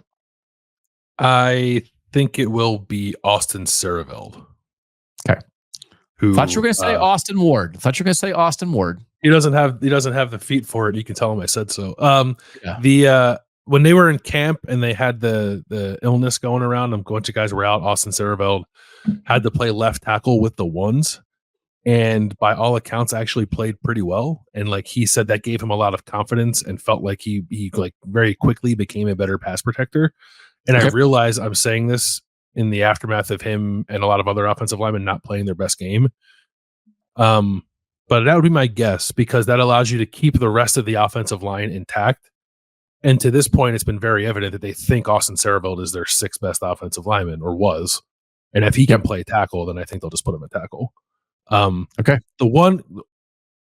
So I don't know that he's going to play. And I think he's only played right tackle this year. And this probably means nothing. It's just a bit of information as Ohio State tries to figure this out. George Fitzpatrick has played 54 snaps this year and is their 2nd highest graded offensive lineman on PFF, like of anyone who's played. And I was looking through some stuff on Wednesday. Sports Info Solutions has a metric. They track how often offensive linemen blow their blocking assignment. Okay. There are 12 Power 5 tackles with a blown block rate of 0, and George Fitzpatrick is one of them. So I don't know. That could mean absolutely nothing. But I guess I'm just mentioning his name because if there's 2 weeks to figure it out and there is some open competition and maybe George Fitzpatrick has grown as a player and I think he's pretty athletic, maybe he's a dark horse to do it. Okay. It's not my guess. My guess is Austin Sareveld, and I would probably guess like Zen Mulhowski before I would guess George Fitzpatrick. Okay. I'm going to mention his name so that people maybe wouldn't be surprised if that's the direction it goes for the Nebraska game. Not guessing Donovan Jackson. No, I don't think so. I think they got to keep him at guard. Like I think the least disruptive path I think is the right one. I don't know if you want to be shuffling multiple guys around. Okay. Do you think it has a chance to be okay? I think it has a chance to be for Ohio State to work around it. Yeah. Okay. With Chip Kelly designing some stuff, quarterback run game, screens, all that kind of stuff. Yeah. Okay. All right. Those are the big picture things. And we're just going to keep rolling here. Let's get a little more specific. The confidence level in beating Michigan at this point, which remains kind of the thing. Mm-hmm. What do you guess it is? Scale of 1 to 10. 9.1. 8.45. Mm. So obviously a lot of this, I am super interested to see how Michigan comes out at Illinois on Saturday with Jack Tuttle as the new starting quarterback. I think there's a chance that Michigan finds it. Now there's a ceiling on what finding it would be, but I think there's a chance that in the second half of the season, they might get substantially better quarterback play than they did in the first half. But that would take it from it being a 2 in the first half of the year to maybe a 5, right? It's not going to be good. It would take them from having arguably the worst quarterback play in the country to something better than that. but not great. Yeah. I mean, if they're average at quarterback, that is a huge leap. And even below average would be a leap from where they were. But we do have to understand how good that defense still is. Again, for people who maybe are not going to listen to or watch Kings of the North on Wednesday, Josiah Stewart, their defensive end, was a first-team All-North for us. Mason Graham, their defensive tackle, was a second-team All-North. Will Johnson, their corner, was a first-team All-North. So it is still a very talented defensive team, but it has been non-functional offensively. Khalil Mullings has run really hard and really well, but quarterback has been trash, and the offensive line has not been as good as it was last year, and they don't have a lot going at receiver. So I think that's a lot of it, right? This is more a Michigan thing, but I also think there's some stuff in there, like with the way they match up at the moment and stuff. I just think, if we get to that game and like Josiah Stewart versus whoever the left tackle is and Derek Moore on the other side for Michigan's pretty good too. Like that's going to be something Ohio State has to figure out. Yeah. But there's like the idea of what Oregon did to Ohio State's defense. Michigan at the moment could do like 15% of that. Well, yeah, I think so. Like, I think that we saw how disruptive Derek Harmon was, and Derek Harmon is playing like the best defensive tackle in the country, in my opinion. But Michigan's got two good ones, right? So that could be potentially problematic. Then the game's here. You don't have to worry about the silent count or the crowd noise, and that certainly helps an offensive line. But it's not like there aren't matchups that are potentially advantageous to Michigan. So I think Ohio State has a much better roster than Michigan's, obviously, but there are extenuating circumstances of that game that always come into play. But I would still be pretty confident that Ohio State wins it. Yeah, I think that's a reasonable football thing. And again, I don't think it was a culture loss to Oregon. I don't think it was they choked, they were tight, they couldn't handle the spotlight, right? Which is the bottom line is them playing their best game on the last Saturday in November. We kind of thought Ohio State played a B game. Do you still agree with that? Like if we said Oregon played an A and Ohio State played a B, are you still at a B for Ohio State, or would you lower your grade off your rewatch? I might go B-, maybe. Okay. A slight downgrade. I don't think I'm at a C. Okay. Yeah. I think a B or a B. I think a B or a B- from Ohio State, frankly, probably beats Michigan, unless Michigan gets a lot better in the second half. Yeah, I think I agree with that. Yeah. Yeah. So, okay. So that's so good. Like that's one of the things that probably shouldn't be shaken by what happened to Oregon. That just still continues to be a parallel path. There's what Ohio State is doing in its pursuit of a national title, and then there's the beat Michigan path. So they are related. They are not the same. Penn State, what do you think the confidence level is in beating Penn State in Beaver Stadium? Let me think about the football matchups of it and then add on the James Franklin factor. 7.4.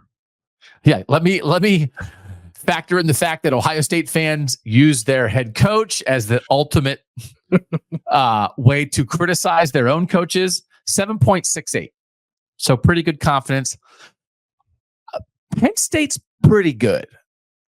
This would be one of those again, and I feel like there is a little bit of a continuing discussion of Ohio State setting up its fans for frustration sometimes by the way that the team is viewed and considered by fans and by the media. I feel like I've seen that conversation. We had a pretty heavy dose of it on Sunday, but I feel like that's continued the last couple days and part of that to me is underestimating your opponent.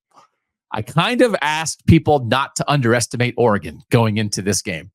I would just ask again, don't underestimate Penn State. Think about James Franklin any way you want to think of him. Their defense is good. They have talented defensive players, and Andy Koltelnicki, the new offensive coordinator, has made a huge difference for them. They still don't have great receivers. They have an awesome tight end. They have two really good backs. Their offensive line is pretty darn good, and Drew Aller is playing well. It just does not serve you as an Ohio State fan to think that Penn State stinks. So they don't. And like, even if they did, it's like, prepare for the worst, hope for the best. So like, think that Penn State's awesome, but actually they are very, very good. I legitimately think they're one of the 5 best teams in the country. So I think this is an appropriate rating. They have not shown the ability to get over the top against Ohio State. The fact that it's not a whiteout at night, I think is a plus for Ohio State. Yep. But I don't I'm not 100% sure that Oregon's better than Penn State. I think they might be very, very, very similar. I think the environment that Oregon produced will be tougher than the environment that Penn State's going to produce in this one. But I think talent, coaching scheme, the way they're going to attack you, maybe Dan Lanning in a big game versus James Franklin in a big game gives an edge to Oregon there. Yeah. Otherwise, I think a lot similar, and that was enough for Oregon to beat Ohio State. So I wouldn't be panicked about this game, but please don't think Penn State stinks. I would echo all that. I think Oregon is significantly better at receiver, and Dan Lanning, I think, is more predisposed to find the inches, right? Push the envelope a little bit, clearly, to win a game like that, more so than James Franklin is. Otherwise, I think they are practically mirror images of each other with what Ohio State's going to be facing. Yeah. I think maybe Penn State fans would say that, like, James Franklin has a hole in his pocket and is just dropping inches out of his pants as he walks down the path to his office every day. It's like, oh, what is this? Like, James Franklin dropped another inch. I don't know what to tell you. So that probably sounded weird. Sorry. I was just going to let it lay there. Yeah. That's okay. People are used to it by now. All right. I didn't ask this specifically, so this is just you and I discussing this. But it does matter. Nebraska and Indiana are playing each other this weekend. Then Nebraska's coming to Columbus, and then Indiana is coming to the Shoe the weekend before the Michigan game. Mm-hmm. Like, this is I would advise Ohio State fans in this off week to watch Indiana Nebraska, A, because I think it's going to be a good competitive game. Indiana's favored by 6.5, and B, because man, it's some good scouting for really Buckeye good fans. Yeah, but like, I would imagine there should be a great deal of confidence in Ohio State taking care of business in those two games, because that probably is the thing that Ryan Day has done best. Yeah, I think so too. I guess the offensive line question for Ohio State will sort of loom over all this. We'll have to see what it looks like, because Nebraska has a pretty good defensive line. It's not as good as Penn State's, but it's still pretty good. And they're more tackle than they are edge, and Penn State is probably more edge than it is tackle, although Penn State's good at both spots. But I would, watch the games to get a vibe for what those teams are about. And then we'll just, I guess, see how Ohio State's offensive line can handle Nebraska's defensive line. But either way, I don't know that I'm any more fearful. I wasn't really fearful to begin with, but I'm not any more fearful of Ohio State dropping those two games. Yeah, because that's the whole point of that, is you don't need the inches in those games, because being who you are, having more talent, executing at a high enough level, having the scheme to get it done. That's like kind of the whole deal. Not overlooking an opponent, not falling in for a trap game, right? All that kind of stuff. That again has continued. We've had this conversation 100 times. It's like Urban lost to Purdue and Iowa, and Day hasn't lost those games, but Urban beat Alabama in the semifinal, and like that. So like, it is the ultimate. It's an easy discussion point for this, but I don't know that anything really should have changed about that in looking at those games, other than the thing you said about they have to get the offensive line straight for every situation. So, okay. This is, again, just like there isn't like a survey question to ask about this, I thought it was a little bit of a sidetrack, and we can get into it later. But as Ohio State fans are getting over a loss to Oregon, it didn't feel like the time to ask them about, like, hey, aren't you glad there's a 12-team playoff? So, but aren't you glad there's a 12-team playoff? Like, right? This is kind of the whole point. Let them lose. This is the let them lose conversation. Again, how you lose, what happens in the game, how that affects future games, what it makes you think about your team really matters. The result does not ruin your season. So if you feel decent about Ohio State competing and Will Howard playing well and Jeremiah Smith and Mecca Ibuka had 19 catches combined and Caleb Downs did his thing and there's stuff you like there, great. Because frankly, and this is not to act like the regular season doesn't matter, it didn't matter. It's like I'm a 12-team playoff proponent, and I do think there's a ton of evidence that it has not negatively affected the regular season. So I don't want to say a thing like it didn't matter. But you still, here's the one place where it mattered. I actually think the 5 seed is off the table for Ohio State now. And some people had thought that being the 5 seed in the playoff is like the sneaky cool thing to be, because you get to play a group of 5, number 12 seed, most likely. And then you get to play the 4 seed in the next round, who is the worst bye team. So that's going to be the ACC or Big 12 champ.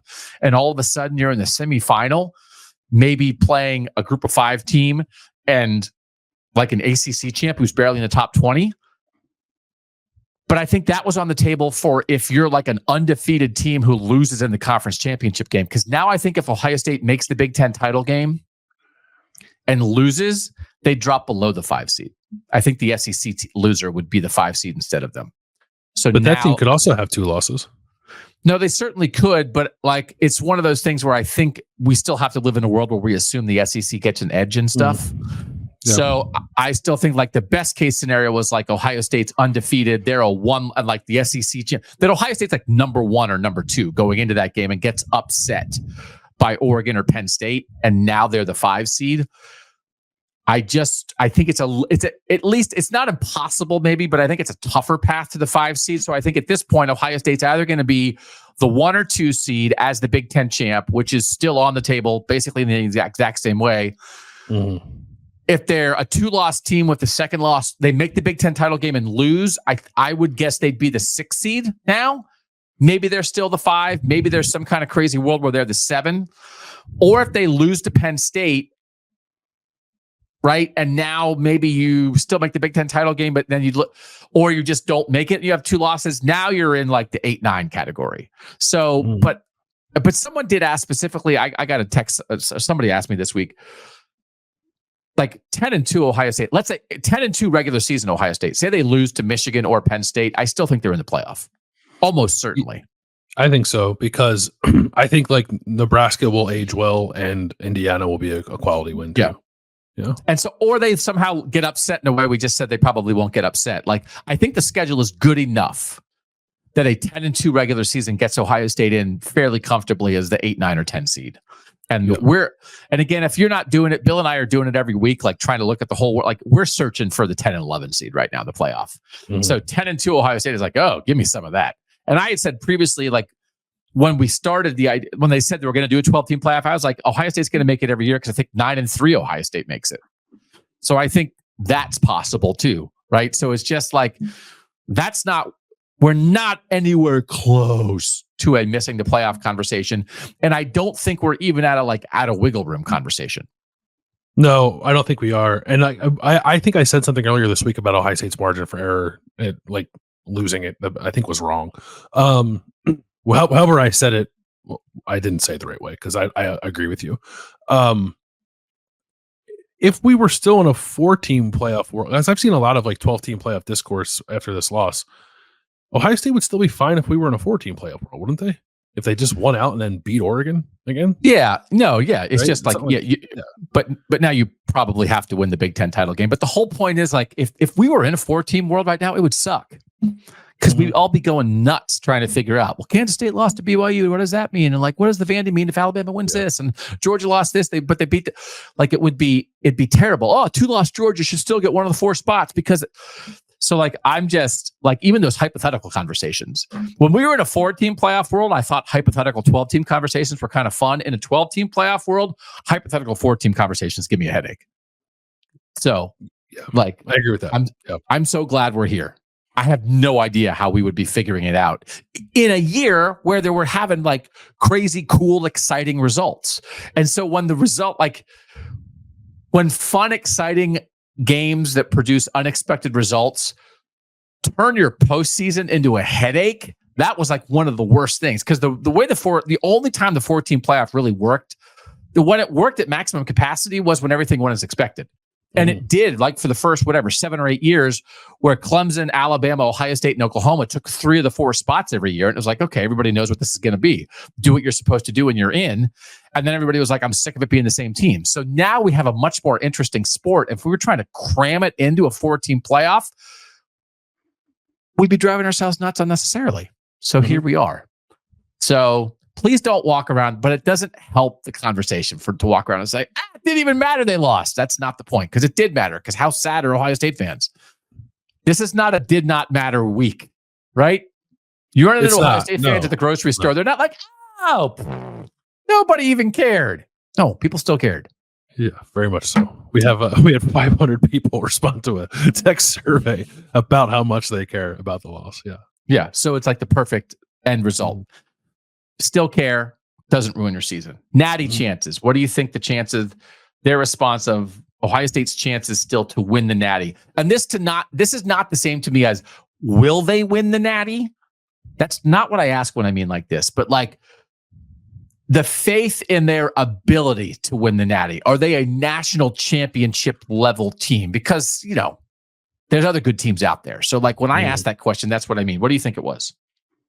7.6. 6.49. So that is down. Yeah. It had been in the 8s every week.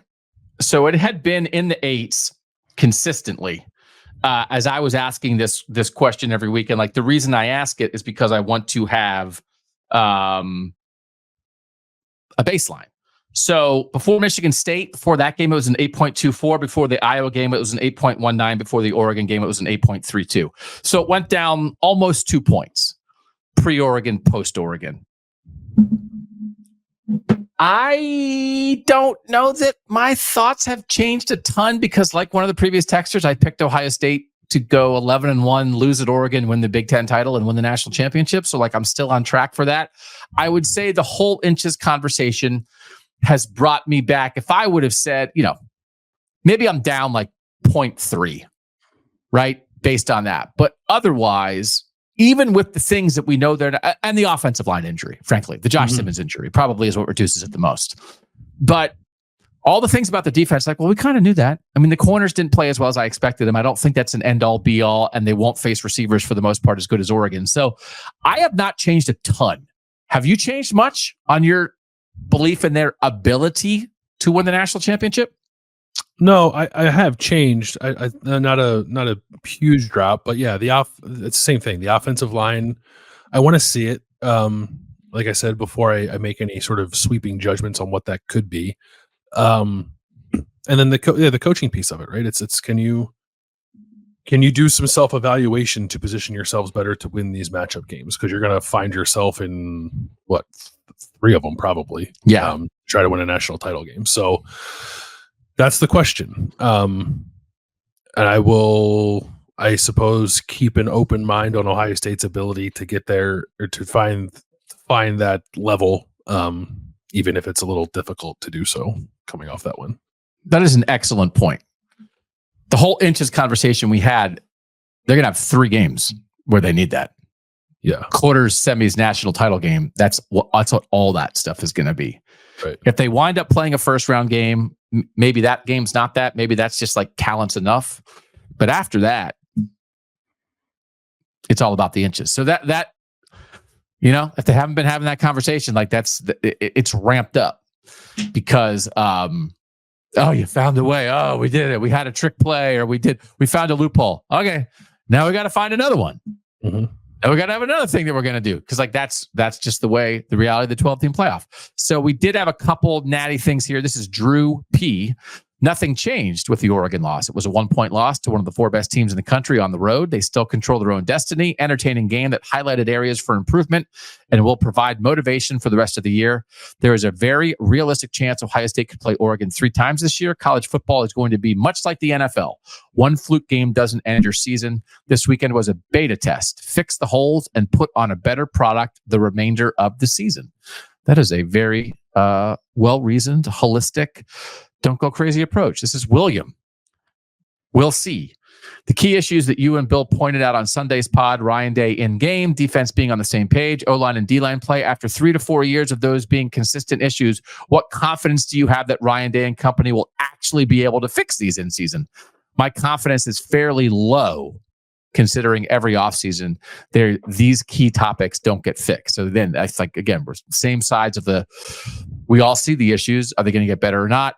This has been, I honestly think this loss is the one that wakes up Ryan Day and makes him figure out how to get Knowles and Johnson to work together. So if this is like, I do kind of agree with like, this is the line in the sand. Well, I was like, no, that was the line in the sand. Well, no, this is going to be the line in the sand. Like I do. It feels like we've had line in the sand conversations before. Yeah, I'm tired of lines in the sand. Yeah, there's a reason that lines in the sand exist. You don't get to keep moving them. Right? Yeah. So this has to be the last time that happens, I think. Yeah. All right. So the final ratings of the 8 questions we asked on a scale of 1 to 10 for your confidence. The highest confidence was in beating Michigan. That was an 8.45. Second was in Will Howard. That was an 8.25. Third was in beating Penn State. That was a 7.68. Fourth was in defensive talent. That was a 7.22. Fifth was in Ryan Day at a 6.88.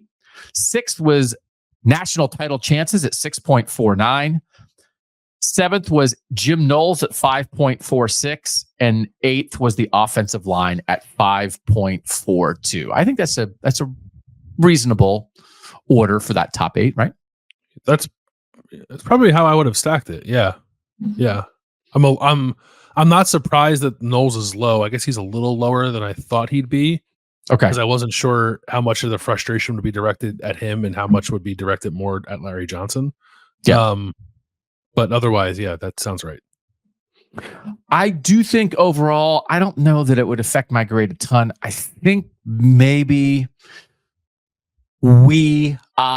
fans, media overestimated the defensive talent a little in terms of like kind of the conversation we already had. So I'm curious about that. But the question is, who would test them and make them pay for that? Right. And I think Oregon is at the top of the list. I don't think I don't think Georgia's skill guys are great. I don't think like Texas is unstoppable. Good offensive line, right? But I don't know that the Texas is a tougher test than Oregon. I think it's a very similar test. Yeah. Like Penn State, we kind of ran through is good, but not the same level of just like offensive skill. It's not. Actually, I think Texas is, because I need it, not that it matters. So Ohio State's not playing them, but like the skill I think is similar, if not even a little better for Texas. And give me Sark over Will Stein 10 times out of 10. Yeah, and Will Stein called a pretty good game. That was one of the things we talked about going in. It's like Ohio State's kind of got these old, been there schemers, and Oregon's defensive coordinator is more a recruiter, and their offensive coordinator is young, and like they kind of did it, so like they did a nice job in that game. So okay, that's it for the football conversation. You're probably like at mile 17, so feel good about that. Sorry if we slowed you down.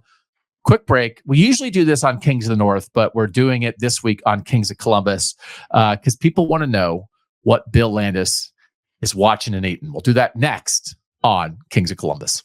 Back on Kings of Columbus, Landis, I think like comedians do this, TV writers, right? I think Larry David always did this. Like you have a little idea, you make a note to yourself so you don't forget it or whatever.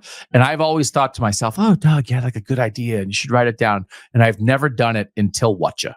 Whatcha is the thing in my life that I care the most about. That when I eat something, when I watch something, when I think something, I put it in my app. So when we get to this, I'm like, oh, I have multiple things. I have 6 different things to talk about for food.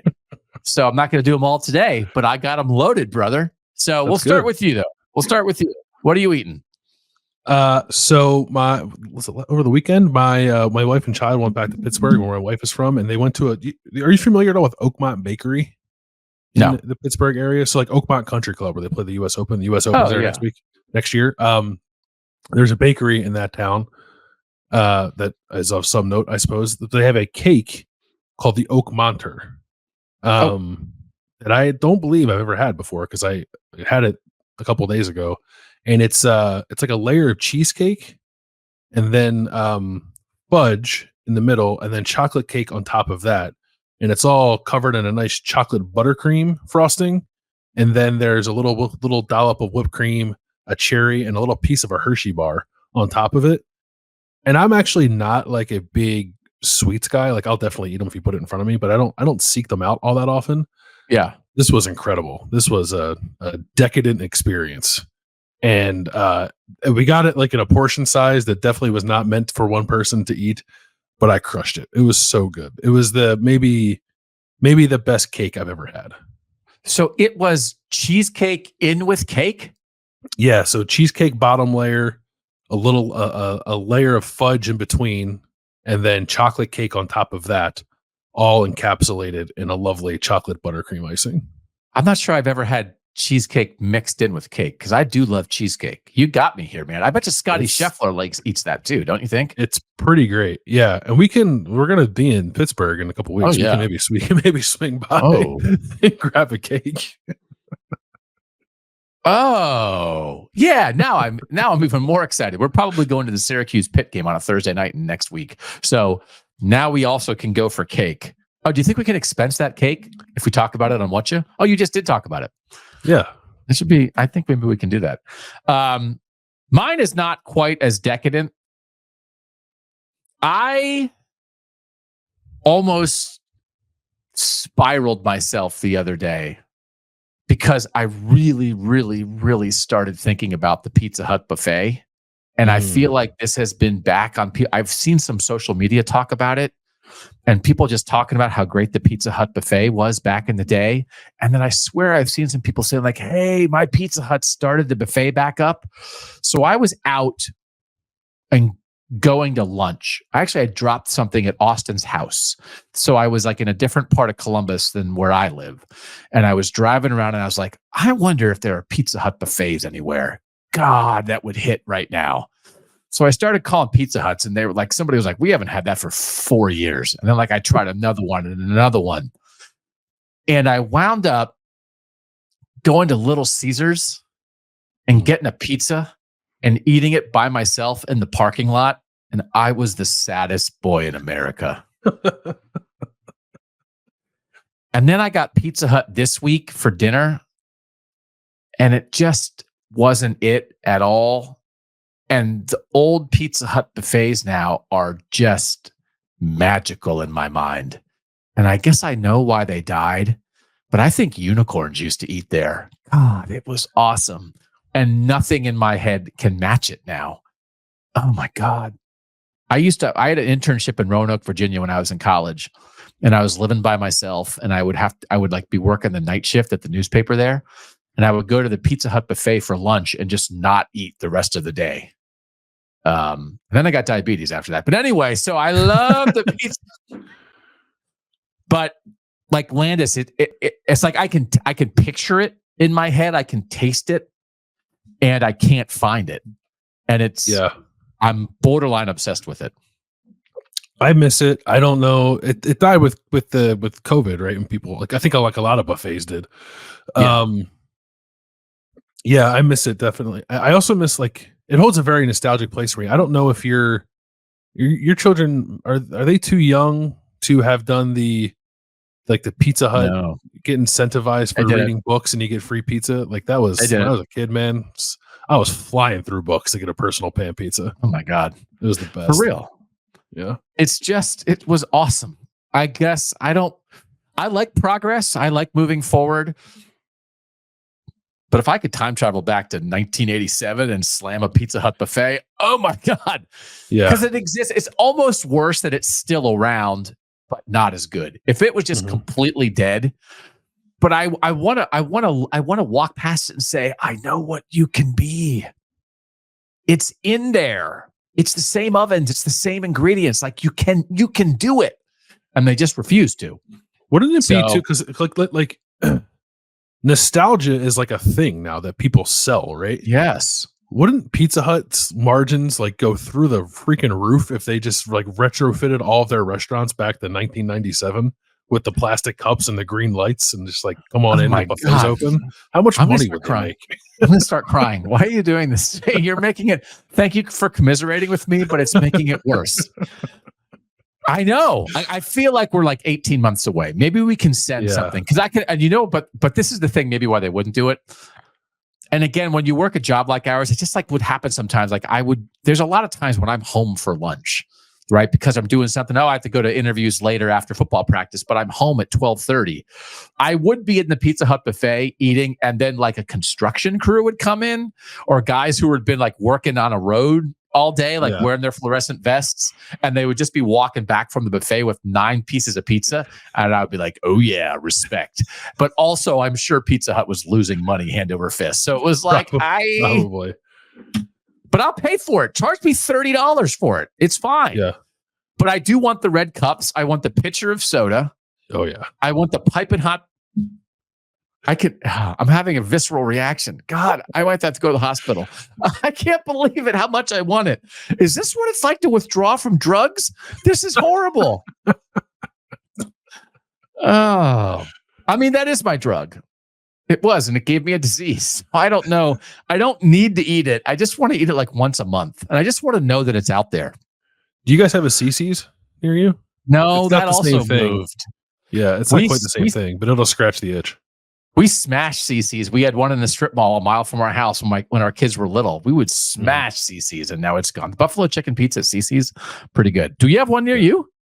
No, I went in college all the time. I think I've told this before. When I was in school, they used to give out coupon books to like all the new students, and me and my roommates would just like steal a box of the coupon books every year. So we would just eat free CC's all semester. It was great. Oh, we're so healthy. Okay, what are you watching? There's a theme, I guess, with I'm watching the Great British Baking Show. It's back on Netflix. Look at you. Yeah. Okay. It started a couple weeks ago. We're just catching up. We're pretty loyal watchers of the Great British Baking Show. So we've only made it through 2 episodes so far.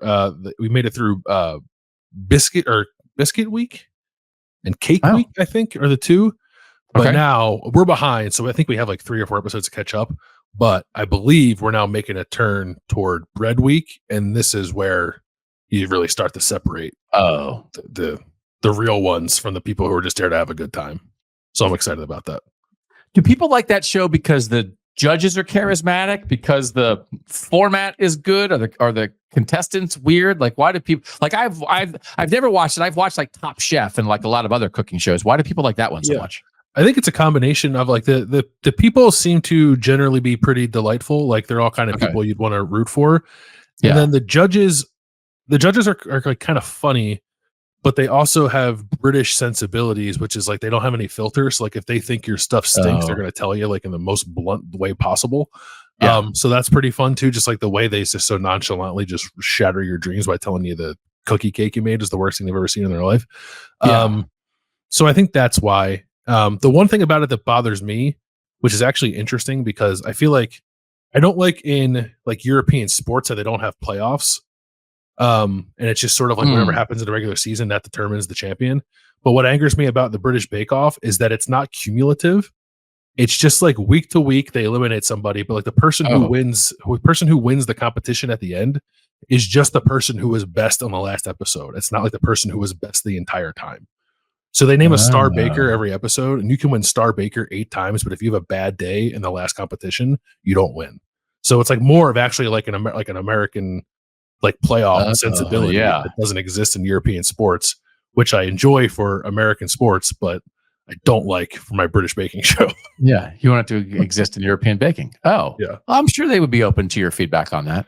I might have to watch that. It seems like a lot of people like it, right? It's very popular. It seems like I think I should watch. It's a fun, and it's like a passive kind of watch too. Like you can just like pop it on and half pay attention. Okay. All right. So what I watched is I went actually last night and saw the new movie Saturday Night, which is about Saturday Night Live. And it's actually, I'm not going to ruin it for anybody, but I did not realize this going in. I think everybody else realized it. It is a minute by minute recreation of what happened before the very first episode of Saturday Night Live in 1975. And so it's like all this behind the scenes stuff with Lorne Michaels and Chevy Chase and Dan Aykroyd and John Belushi and Gilda Radner and Jane Curtin and Lorraine Newman and Garrett Morris. And I thought it was tedious and I did not like it at all. And I always talk about how I love process, and this was entirely process. And I just thought it was like watching paint dry. And so I was surprised and disappointed, but it makes me curious. It's not like I'm a Saturday Night Live expert, and it's not like I watched that episode when I was 2, but I certainly am aware of all the people. Like all those people are very much in my pop culture sensibility. And I had read the book, like the Saturday Night Live book about the history of it and everything. So like nothing surprised me. And it was it's a movie about a comedy show. And I think the first 80 minutes, I did not laugh once. Ooh. And it's like, wow, this is not at all funny about a funny show. So I was disappointed. It feels like reviews are pretty okay, good. But like I listened to a podcast that they were kind of talking about and saying like, oh, like it didn't do this and it didn't do that and didn't do that. But I was entertained. And I was like, well, I agree with everything you said that it didn't do, but I was not entertained. So I'm not telling people not to go, but it makes me curious if a younger generation who almost knows nothing about it, who doesn't know who John Belushi is, might be more entertained because you would be finding things out. And I wasn't finding anything out. And then I didn't think it was fun. That's a little bit of a bummer. I was looking forward to see it. I probably still will. Is it like, are the portrayals of the real life people like good, bad? Is that what is off-putting at all? Or I thought, I don't want to like ruin it for people. I thought one of the actors was horrible. So that was also very tough for me. But I think it was interesting. It wasn't like so jilting about like, oh, that guy's trying to be Chevy Chase. He doesn't look like Chevy Chase at all. And I can't believe like whatever. It wasn't that. And actually the guy who plays Chevy Chase is from Columbus and went to Otterbein in Westerville. So, which I didn't know until after the movie. But so like, it wasn't that. It wasn't like, oh, the mimicry of the characters threw me off. I just didn't like I just didn't, I didn't find it enjoyable. So like, it makes me like, I wouldn't, if you're interested in it, I wouldn't scare anybody off from seeing it, but I would like to have a conversation with you after you did see it to see if you found something there that I didn't find. All right. So I'll go. I've not, it's Jason Reitman directed it, right? Yeah. I've only seen a couple of his movies, but I've liked those. So that's interesting. Yeah. I want to see it. I might go see it later this week, actually. Yeah. Okay. So what are you thinking about?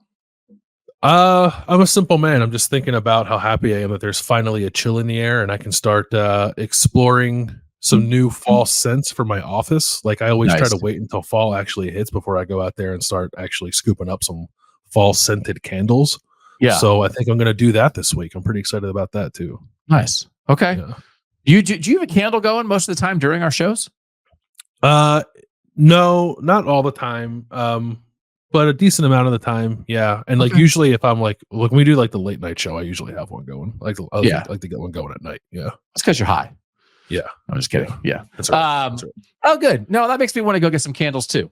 I still have my bread candle here that I haven't used up all my bread candle, so maybe I'll get that thing going. This is food related, but it also is very important to me, so I'll use it for my thinking.